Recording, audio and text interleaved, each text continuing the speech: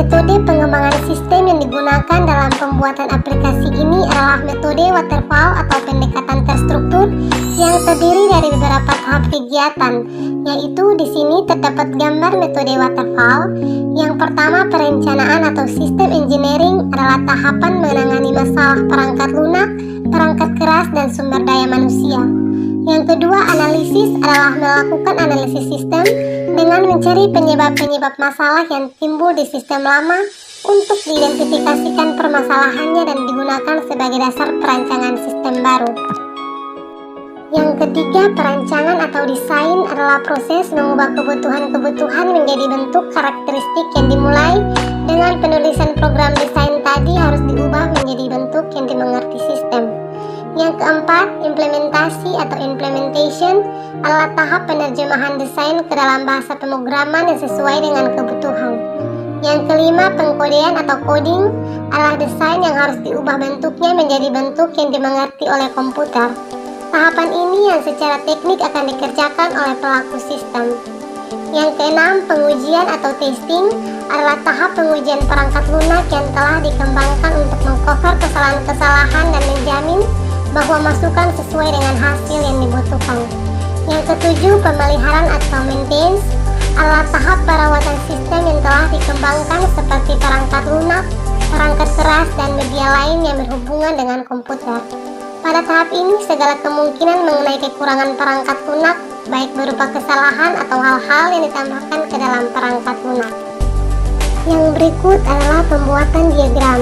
Yang pertama ada kelas diagram, yaitu sebuah kelas yang menggambarkan struktur dan penjelasan kelas, paket dan objek serta hubungan satu sama lain seperti containment, pewarisan, asosiasi, dan lain-lain. Kelas diagram juga menjelaskan hubungan antar kelas dalam sebuah sistem yang sedang dibuat dan bagaimana caranya agar mereka saling berkolaborasi untuk mencapai sebuah tujuan. Dan pada kelas diagram ini dibagi menjadi 3 bagian, ada nama kelasnya, atributnya, kemudian metodenya. Atribut misalnya tabel barang, memiliki nama barang, nomor barang, harga barang, dan ID barang.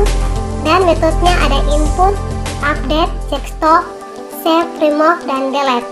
Karena yang namanya barang tuh bisa diinput atau dimasukkan, di save atau disimpan, atau juga bisa di delete sesuai dengan metode atau metodenya.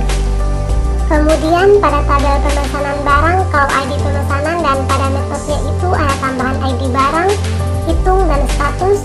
Karena kalau kita memesan barang maka ada ID barang atau nama barangnya dan perhitungannya seperti harganya atau total pembayarannya.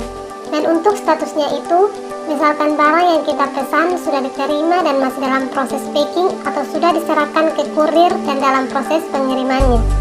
Untuk tabel pembayarannya itu ada ID pembayaran, alamat, tanggal pembayaran, dan total pembayaran. Pada bagian metodenya ada date atau tanggalnya. Karena pada atributnya itu ada tanggal pembayaran sehingga pada bagian metode ada tambahan date. Ada terdapat 2 cara pembayaran, yaitu secara cash dan kredit. Untuk pembayaran secara cash atau tunai itu ada terdapat tanggal pembayaran dan total pembayarannya. Sedangkan untuk pembayaran secara kredit itu ada jangka pembayarannya, total pembayaran, tanggal pembayaran, DP, cicilan, dan pembayaran cicilannya. Yang kedua ada activity diagram, yaitu diagram flowchart yang diperluas yang menunjukkan aliran kendali satu aktivitas ke aktivitas lain. Kita dapat menggunakan diagram ini untuk memodelkan aspek dinamis sistem. Pada bagian ini bisa dilihat sesuai dengan gambar yang ada. Kolom pertama itu kegiatan atau aktivitas sang pembeli mulai dari pemilihan barang, pengambilan barang, sampai pembayarannya. Kolom kedua itu aktivitas yang dilakukan oleh kantor cabang, yaitu melakukan transaksi pembelian dari stok pembelian dan melakukan laporan rekapitulasi hingga pengecekan stok barang untuk pemesanan ke kantor pusat. Dan pada kolom yang terakhir yaitu aktivitas pada kantor pusat yang menerima pesanan dari kantor cabang dan merekap pesanan untuk pemesanan barang dari sang pembeli.